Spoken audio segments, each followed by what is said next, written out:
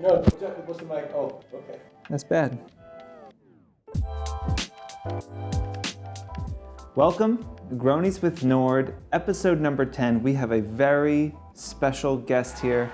Charlie Bird is in the house. He is going to talk us through engagement benchmarks today. Charlie, what do you think? You know, so much of the platform is changing, right? And people don't know what is good engagement, what is bad engagement. What do you think is the way to go?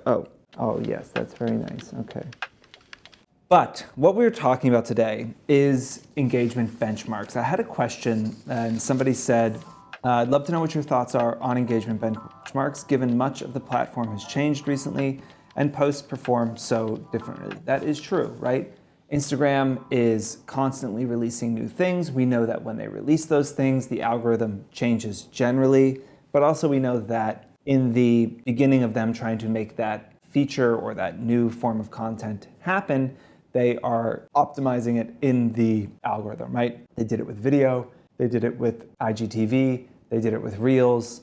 You know, these benchmarks and things are changing. Also, engagement gets harder. The platform gets older as people become, I think, more and more kind of numb to the content that they're seeing, but also there's more people and there's more competition for their attention. If you joined Instagram 8 years ago, and let's say there were 100 million people on it, and now there's 1.3 billion, right? It's a much more competitive market for people's attention than it was when there were only 100 million people. All of these things combine to create a situation where engagement is always changing. It's important to understand where fellow creators are, what their engagement is.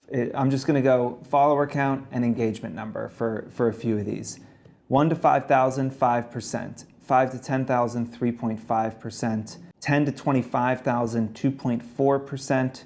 25 to 50,000, 2%. 50,000 to 500,000, it sits right around 2%. 500 to a million, 1.2%. A million plus 1%. Okay, so we're starting at 5% is the high, and once we get over a million, it goes down to 1%. Pretty big difference, 5x difference. Then you can also look at sponsored content.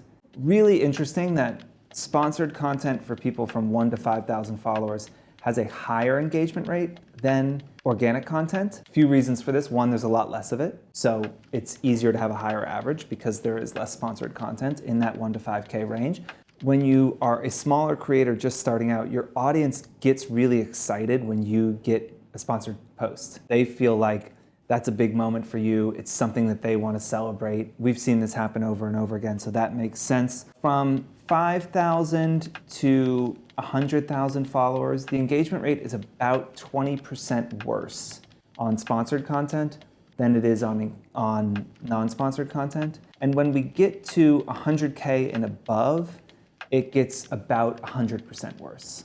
Generally, you're looking at sponsored content under 100K performing 20% worse, above 100K performing 100% worse, right? And look, those benchmarks are important for you to understand where you are at in comparison to the tens of thousands of other creators, hundreds of thousands. This is just from the Fohr platform, the tens of thousands of other creators that are at a similar following size to you. But it is not actually the most interesting question and the right way to think about this. We've got a whole webinar that we had done a couple of weeks ago around this exact topic. And the way we framed it was, how fast can a person run a mile? Are they a professional athlete? Are they 50 years old or 20 years old? So the question isn't so much how fast can a person run a mile, but how fast can you run a mile? It's about benchmarking yourself first. You want to look at what your engagement rate is and then think about how much you can raise it. What your engagement rate today is the baseline.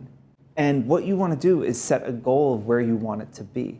And then when you set that goal, how are you going to raise it, right? What are you going to do every week to get a little bit better? We have talked about the importance of goals and tracking your performance.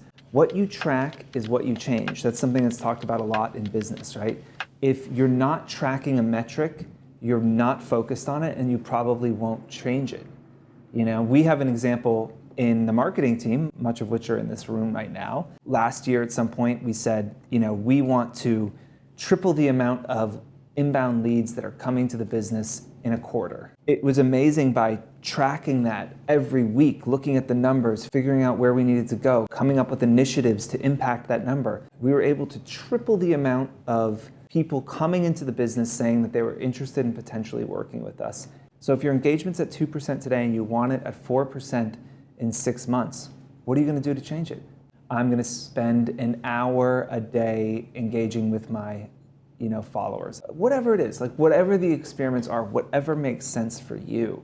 Again, the benchmark isn't important. What is important is how far you can get away from your personal benchmark. You know, what you can do to increase your engagement rate. You want to be great. I cannot stress enough the magic of tracking this stuff, taking it seriously, setting goals, checking in on yourself once a week. While we generally, with our clients, de-emphasize engagement rates, it does drive the algorithm. And so it is important. And it is directly tied to the number of people that are going to see your content. So take this seriously. Really try stuff. I mentioned and shared the sponsored engagement rates and how those change, right? Ask the client what success is, right? I know we've talked about this in a past video, but it bears repeating.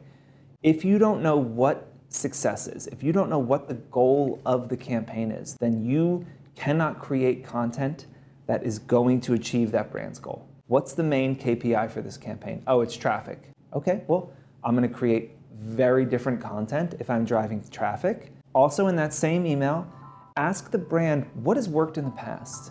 Has there been any content that influencers have done in the past that has performed extraordinarily well? Is there anything that you find in your ads or your own social channels that does really well? Of course, I'm speaking as you, the influencer now. Of course, I'm going to put my spin on it, but it's always helpful to know from the brands what, if anything, has worked in the past and what, if anything, has really not worked in the past, right? Not to say that those things will be true for your audience, but one, it makes you look really good to the brand, but two, you might learn something and it might help you get above. Now, the last thing you do after the campaign, ask how you did. You know, ask for a report card. It was always interesting for me as a photographer when I was still shooting and I would go on these like trips with 5 other photographers. I felt like it was like a death match. It was like a cage match MMA fight or something. There's a lot of other influencers on the same campaign with the same brief and the same product and the same set of goals. And so ask the client, how did I do? Actually, you performed in the bottom third. Okay, well now, one, that gives you an interesting thing to understand. Is it that your audience wasn't connecting with it or was it the wrong content? Two, if you want to work with that brand again, now you've just learned you didn't perform that well. So if you want to work with them again, you may want to do a bonus post or something because they just told you you kind of blew it. You can now understand that and do something about it to try and retain that client. You know, not enough people are asking for a report card or reaching out to the brand and saying, how did I do? And you can learn so much from it. So, what is the word I'm looking for? As always, you can ask us questions and we will answer them. And maybe next week I'll bring Charlie back. He wasn't hugely helpful this episode, but you know, math is not really his thing. So maybe next week he can provide a little more context. Cheers. How fast can I run a mile today? You know, I had dinner at Lucienne last night, had a couple of Negronis. I think I could do like 4:45 if I was absolutely destroying myself. April Fool's is terrible. I don't think brands are funny. We have a strict no April Fool's Day jokes rule in the household. April Fool's is terrible.